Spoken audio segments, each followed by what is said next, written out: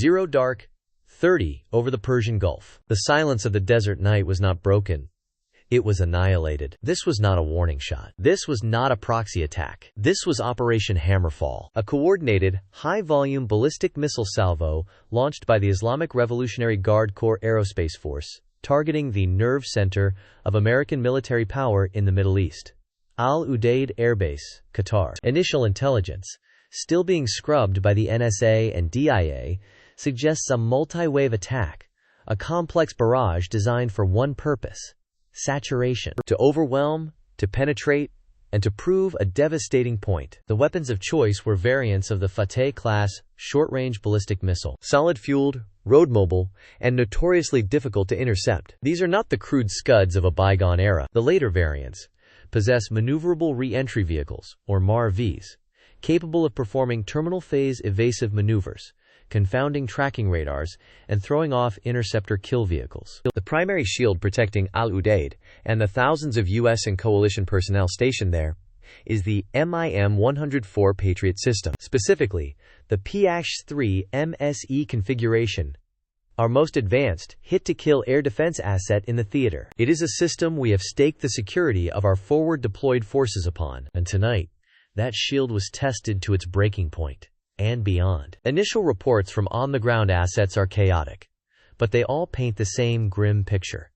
Impacts on the base. Multiple impacts. We are not talking about near misses in the surrounding desert. We are talking about confirmed kinetic effects inside the perimeter of the most heavily defended U.S. installation in the region. The critical question being asked in every secure video teleconference, from CENTCOM to the Pentagon, is no longer if our defenses were penetrated, but how badly. How many interceptors were fired? What was the engagement success rate? And most critically, how many of Iran's warheads got through? The IRGC didn't just knock on the door, they kicked it off its hinges. The strategic implications are seismic. Al-Udeid isn't just another airbase. It is the forward headquarters for United States Central Command. It is the logistical linchpin for all U.S. operations in Afghanistan, Iraq, and Syria. It houses strategic bombers, reconnaissance platforms like the RC-135 Rivet Joint, and a massive C-17 Globemaster fleet. An effective strike here is not just a tactical victory for Iran, it is a profound strategic humiliation for the United States. It is a message, written in fire and steel, that American soil, even sovereign American-controlled territory abroad, is no longer a sanctuary. The raw telemetry data is now being analyzed. Every signal, every radar track, every infrared signature captured by our space-based assets is being dissected. The launch vectors are being confirmed from sites deep inside Iran, a direct state-on-state act of war. The IRGC has crossed a red line that for decades was considered inviolable. The silence from the White House and the Pentagon is not a sign of confusion.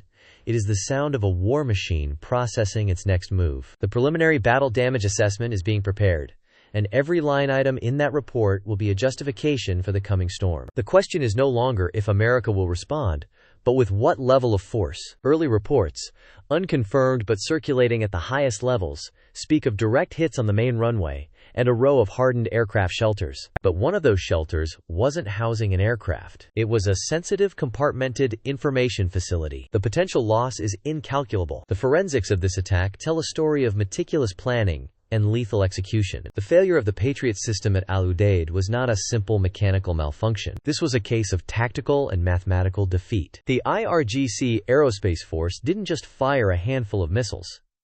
Intel analysts are now estimating the salvo size at over 3 dozen ballistic missiles, launched in tightly timed waves from geographically dispersed locations. This is a classic saturation doctrine. You fire more projectiles than the enemy has interceptors, or more than their fire control systems can track and engage simultaneously. Let's break down the mechanics. A Patriot battery's AN/MPQ-65 radar has a finite tracking capacity. It can scan a 120-degree sector and can track up to 100 targets.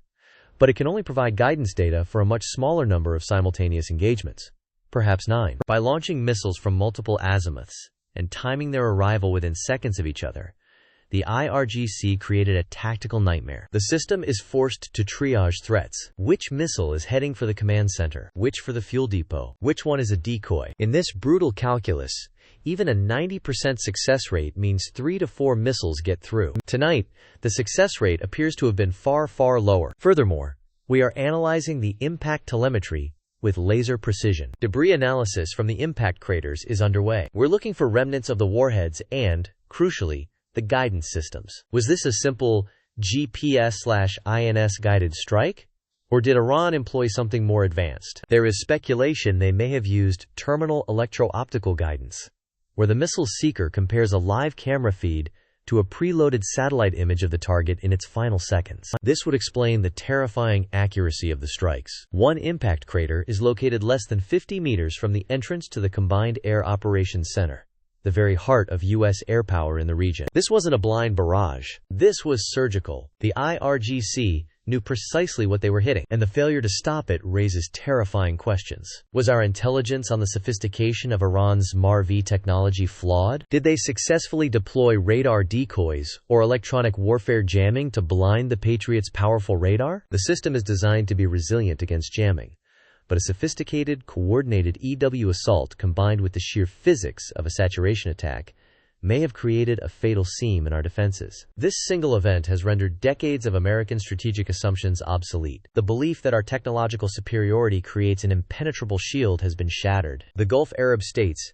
Saudi Arabia, the UAE, Bahrain, who have spent hundreds of billions of dollars on American air defense systems, are watching this with abject terror. If Al-Udeid, the crown jewel, can be hit, what does that mean for Riyadh or Dubai? The psychological impact is just as potent as the physical destruction. Iran has demonstrated not just capability, but will. The will to strike a U.S. Central Command hub directly. This forces a complete reevaluation of our force posture across the entire theater. A leaked internal assessment from DARPA just weeks ago warned of this exact scenario, cautioning that our ground-based missile defense architecture was brittle against massed precision strikes. That report was evidently ignored. Now, its predictions are written in the scorched earth of Qatar. Washington is now operating on a war footing. The National Security Council has been convened in the White House Situation Room. The atmosphere is described by insiders as grim, focused, and incandescent with rage. The president is on a secure line with the Secretary of Defense and the Chairman of the Joint Chiefs. They are not discussing if they will retaliate. They are finalizing how. On the table are a series of pre-planned retaliatory packages, each with its own codename, risk assessment, and escalatory potential. Option Alpha, codenamed Iron Sundown, is the most limited response. Proportional retaliation. Using a combination of carrier-based F/A-18 Super Hornets and standoff cruise missiles launched from B-52s, the U.S. would strike the specific IRGC launch sites, command bunkers, and missile assembly facilities directly implicated in tonight's attack. It's a tit-for-tat strike. It signals resolve, but attempts to keep the conflict contained, offering an off-ramp for de-escalation. Option Bravo, Eternal Vigilance, is a significant escalation. This involves a multi-day air and missile campaign to systematically degrade Iran's offensive capabilities. The target list expands dramatically. IRGC naval bases in Bandar Abbas, aerospace facilities in Isfahan, command and control networks in Tehran, and the Shahed drone factories that have fueled conflicts across the region. This option accepts the high probability of a wider regional war, anticipating Iranian retaliation against U.S. naval assets in the Gulf and against regional allies. Then there is Option Charlie, the most dangerous, the most secret. It is known only as Prometheus Unbound.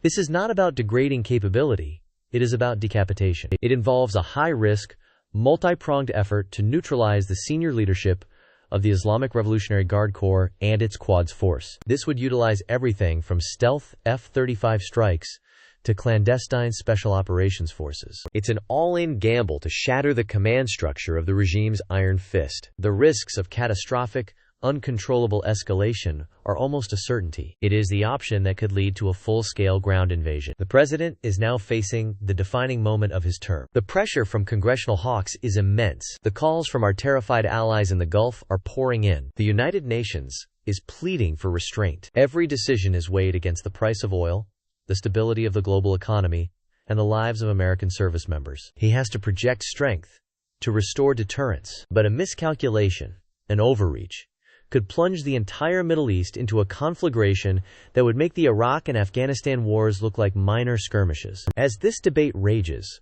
a new piece of intelligence, a single signal intercept from a source deep within the Iranian government, has thrown a wrench into the entire decision-making process. The message, flagged with the highest possible priority, claims the Al-Udeid attack was not ordered by the Supreme Leader's office. It alleges the strike was initiated by a rogue, ultra-hardline faction within the IRGC, deliberately trying to force a massive American response and trigger a purifying war. A trap has been laid. This final piece of intelligence changes everything and nothing. Is it credible? Is this a genuine warning from a moderate faction trying to prevent catastrophe? Or is it a masterful piece of Iranian disinformation, a Zarark, designed to sow doubt and hesitation in the American command structure, buying Tehran precious hours to disperse its military assets and brace for the inevitable counterblow? The intelligence community is furiously debating its authenticity. CIA and Mossad assets are being activated across the region to verify. But time has run out. As the debate continues,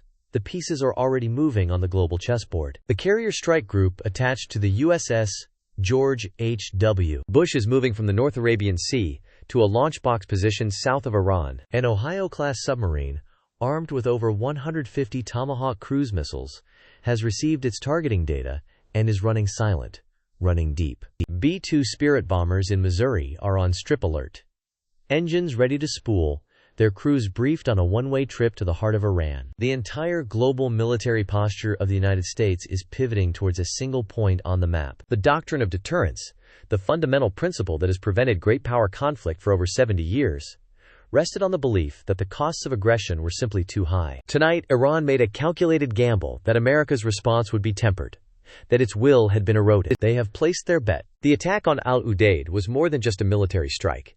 It was a psychological broadside. It was a declaration that the old rules no longer apply. The shield of American technological supremacy has been proven fallible. The illusion of sanctuary has been shattered. The President of the United States has to make a decision in the next few minutes that will not only determine the fate of the Middle East, but will define the new, brutal reality of 21st century warfare. The world is holding its breath. The retaliatory orders are written. The choice is between a measured response that risks appearing weak and a furious onslaught that risks a catastrophic regional war. So I turn the question to you. With the evidence of a rogue IRGC faction possibly trying to bait a war, what is the correct strategic move for the United States? Proportional strike, a full-scale degradation campaign, or do you take the bait and attempt to decapitate the IRGC leadership? Let us know your strategic assessment in the comments below. Stay vigilant. Stay informed. This is Breaking the Front. If you value this level of in-depth, urgent analysis, make sure you subscribe and activate notifications. The next 24 hours will be critical.